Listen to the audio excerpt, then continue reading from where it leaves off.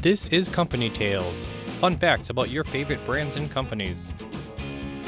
This company tale, CVS and Melville Corporation. With sales approaching $270 billion in 2021, CVS is the largest pharmacy chain in the United States. It was ranked 4th in the 2021 Fortune 500, placing it behind only Walmart, Amazon, and Apple for America's biggest companies. In 2020, CVS dispensed roughly 27.1% of all retail pharmacy prescriptions in the United States.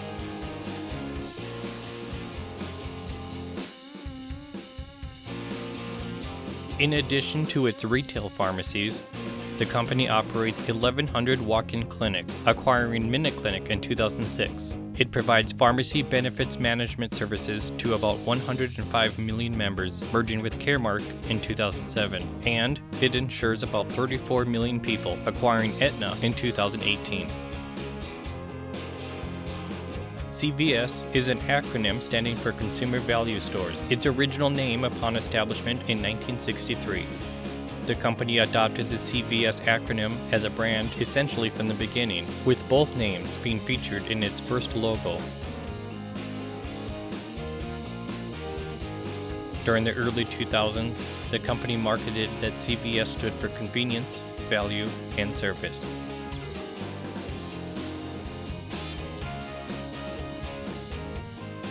Brothers Stanley and Sidney Goldstein, along with partner Ralph Hoagland, founded Consumer Value Stores in Lowell, Massachusetts in 1963, opening on May 9th. The store was the evolution of a health and beauty aid distributor called Mark Stevens Service Merchandisers, which was also founded by the Goldstein brothers, initially to service other retailers and later CVS itself. The chain grew to an impressive 17 stores within a year. CVS began as a health and beauty store and didn't open its first pharmacy until 1967, when pharmacies were added to stores in Warwick and Cumberland, Rhode Island. Pharmacies didn't become widespread for the chain until the mid-1980s, with only about 1/4 of its stores containing pharmacies in the mid-1970s. To differentiate stores containing pharmacies from those without, CVS commonly incorporated a / between the words CVS and pharmacy in its logo. This practice began being phased out in 2016, but still appears widely on older store signage.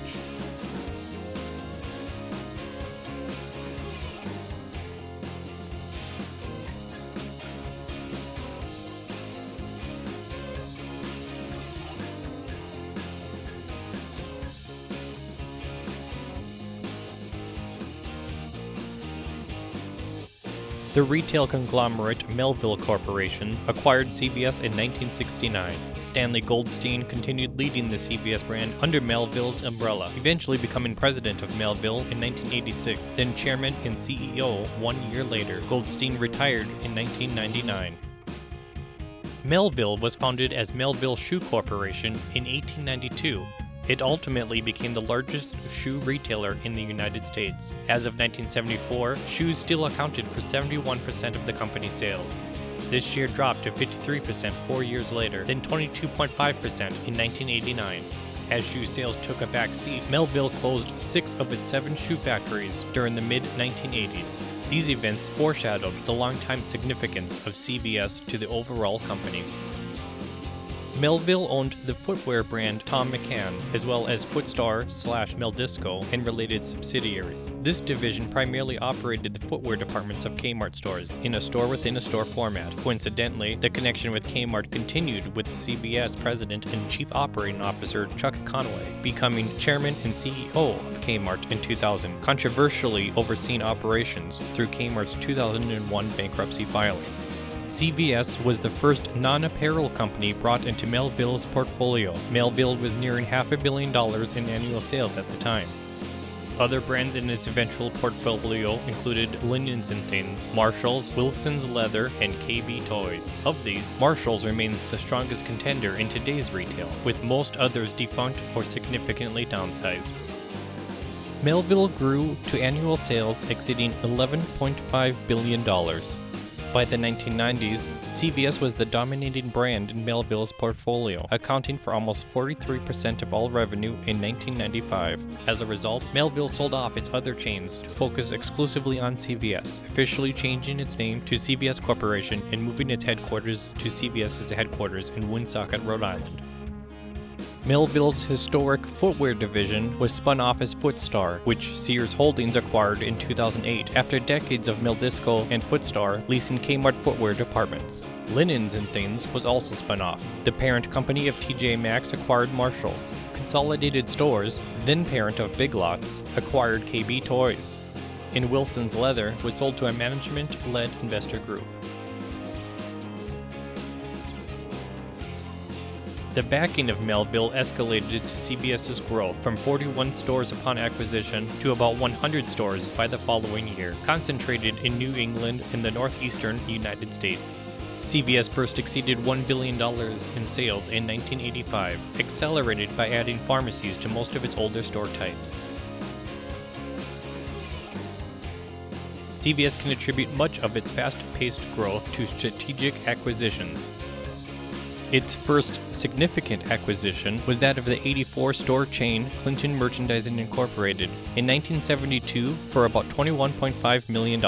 The chain primarily operated as Clinton Drug in similar variations across 5 states. This almost doubled the store count for CVS. Rite Aid first attempted to acquire Clinton in February 1971, but it was quickly canceled.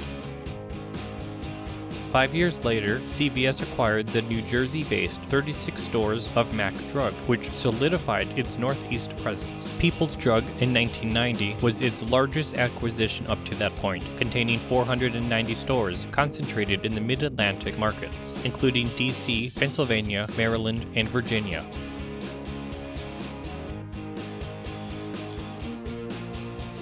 That same year, CVS acquired the 23-store chain Rick Stunnington.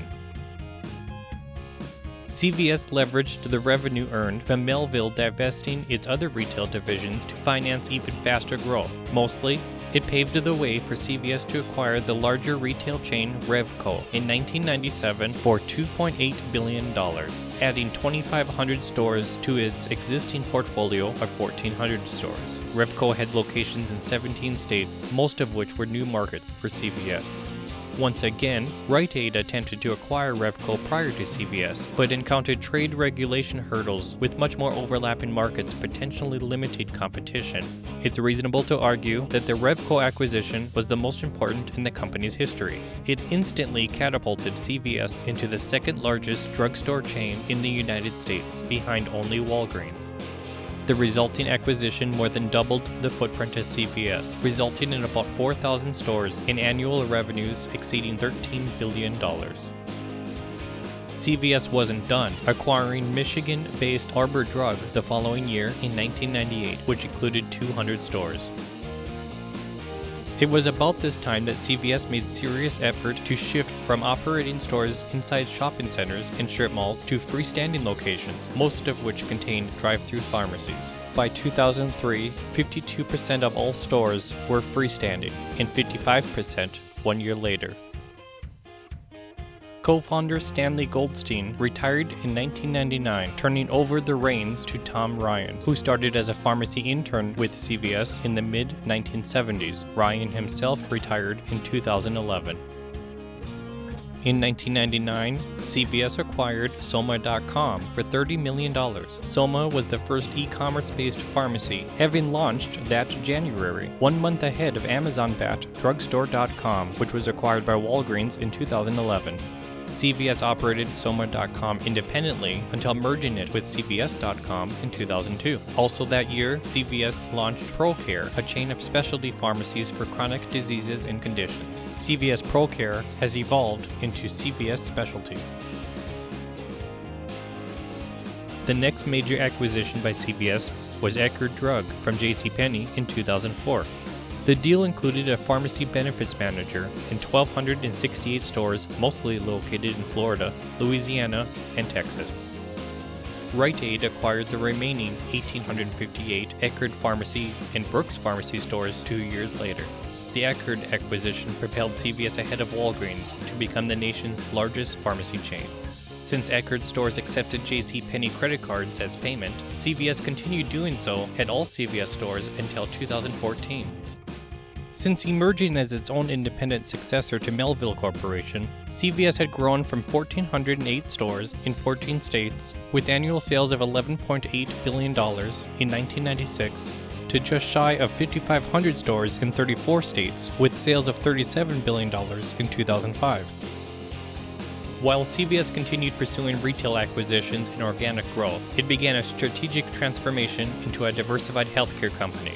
CVS grew into a $292 billion company with almost 10,000 stores and a portfolio containing several major healthcare companies by 2021.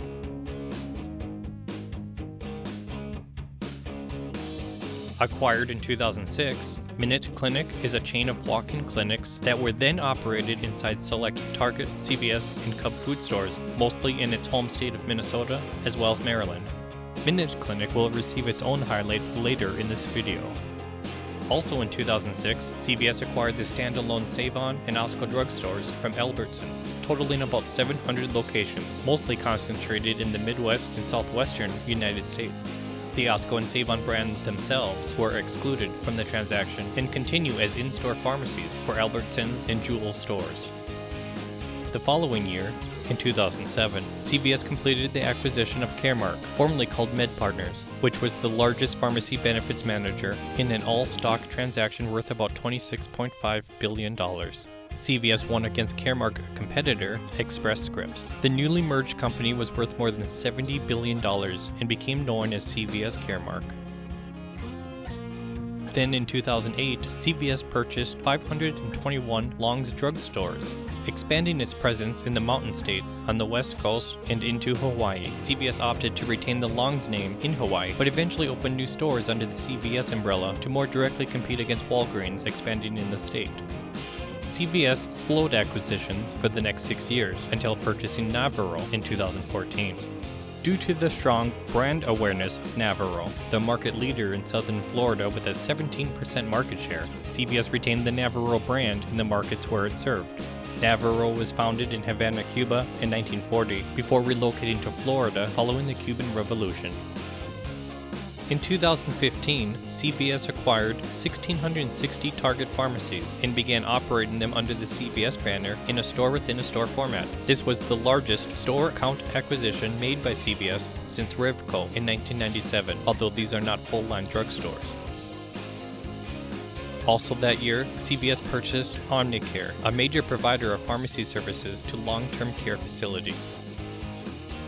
Finally, in its lengthy list of acquisitions, in 2018, CVS closed the acquisition of Aetna and its subsidiaries, a managed healthcare provider and major insurer, for about $70 billion. The Aetna deal was the largest acquisition ever made by CVS.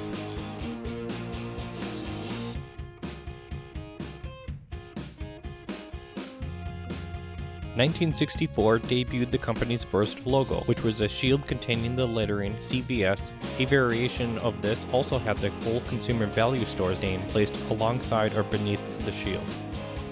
CVS used the original shield logo until 1967, when it debuted an updated version that still incorporated a shield. The CVS logo type most familiar debuted in 1969, the same year that Melville Corporation acquired the chain. It has remained relatively unchanged since. The biggest change was incorporating a heart into its logo in 2016. Today, independent loyalty programs are commonplace, with nearly every major retailer offering some kind of rewards program. CVS was an early innovator of this practice, first launching its ExtraCare card in February 2001. Its loyalty program currently has about 75 million members. In addition to activating clip-free coupons, these rewards are returned in the form of extra bucks, in customized coupons printed at the bottom of CVS's famously long receipts. These receipts have become an urban legend and popular internet meme. You know your marketing gimmick is effective when it becomes a viral internet meme.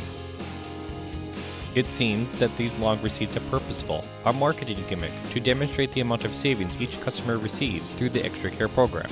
While customers can opt for digital versions of these savings, only 10% of its members have chosen to do so. CVS claims to have introduced the ExtraCare program to market directly to its loyal customers and cut down on mass marketing, including weekly circulars. Indeed, CVS hasn't been a prolific advertiser compared to other big-name retailers. CVS's marketing budget was about $160 million in 2019, compared to more than $1 billion each for Walmart and Target. This marketing budget doesn't include non-retail subsidiaries like Aetna. CVS's advertising strategy is more targeted than it is broad. In recent years, CVS has touted its corporate responsibility to consumer health, going against industry standards at a high profit risk. CVS has used phrases like path to better health and better health made easy to publicize this initiative. It first did this by eliminating tobacco sales from its stores in 2014. This cost the company an estimated $2 billion in annual sales. Next, it relocated candy and other junk food away from the checkouts and replaced it with healthier alternatives.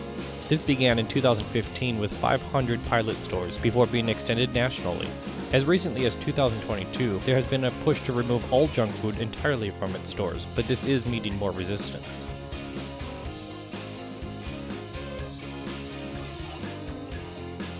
CVS has long embraced private labels. It initiated its own private label department called Consumer Value Laboratories in 1970 to internally develop and market private labels in its stores. Essence of Beauty, launched in 2000, was one of the first independent private labels CVS launched. Others have included Gold Emblem, launched in 2004, Beauty 360, and Total Home. CVS has also been an exclusive partner with such brands as Life Fitness and Lumine.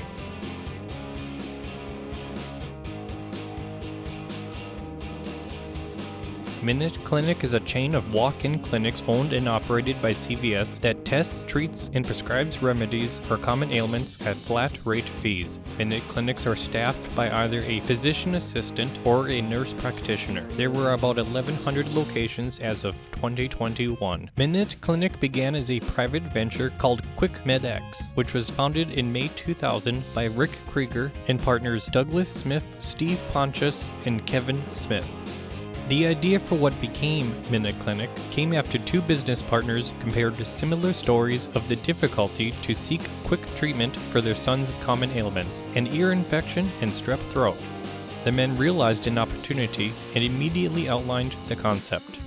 In the beginning, these clinics were cash only and charged a $35 flat rate for the testing and treatment of 11 common medical conditions. Its cash only policy greatly limited its potential and profits were slim. Within 2 years, 3 of its original partners departed, and newly appointed CEO Linda Hall Whitman took over management.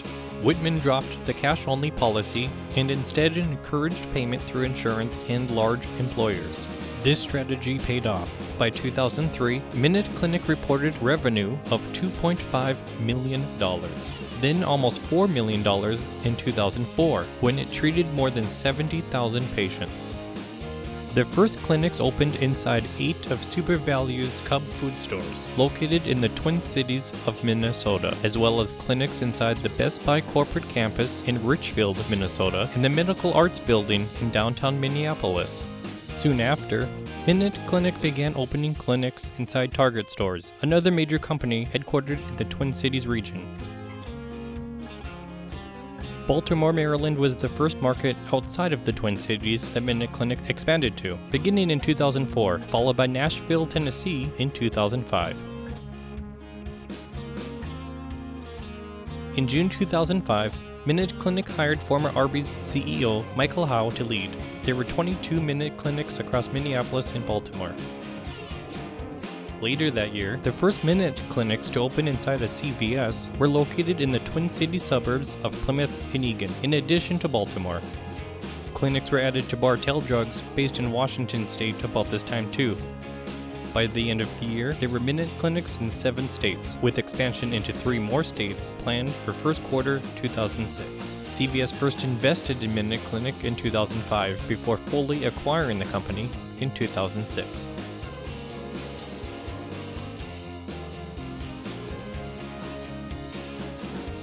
The evolution of Melville from a shoe store and CVS's independent establishment into the 4th biggest company in the United States is quite a spectacular tale. What do you think of CVS? Is it your pharmacy of choice, or do you prefer another, maybe Walgreens? another chain, or even an independent? Drop a comment below. This concludes CVS and Melville Corporation on Company Tales. Support current and future Company Tales videos at patreon.com/companytales. Be sure to subscribe and check out these other videos.